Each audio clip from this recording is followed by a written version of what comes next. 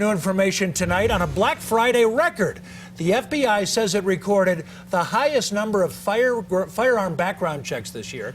The agency processed more than 185,000 checks on gun owners Friday alone, and gun store owners say terror events are driving up the sales numbers.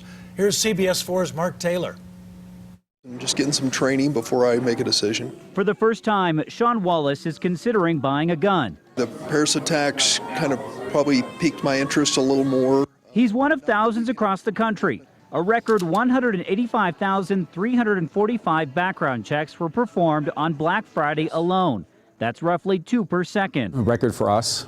We had almost 1,000 people come in. At Centennial Gun Club, manager Paul Stanley describes at least 80% of their newest customers as first-time gun buyers. We've had people that could talk about Paris, they talk about Colorado Springs, they talk about just kind of global concerns that they have. In Colorado this Black Friday, 4,115 background checks were performed, about the same as last year. Stanley says they encourage all their first-time gun buyers to get proper training. We don't think everyone should have a gun. We think people should have a gun if they're trained and they know how to use it. Obviously, due to world events, it's been on the forefront of my mind. As for buyers like Wallace, he says ultimately it comes down to what's right for his family. I'm not pro or anti-gun. It's more I just want to take a look and see if I enjoy it and whether it would be something that might be advantageous to our family.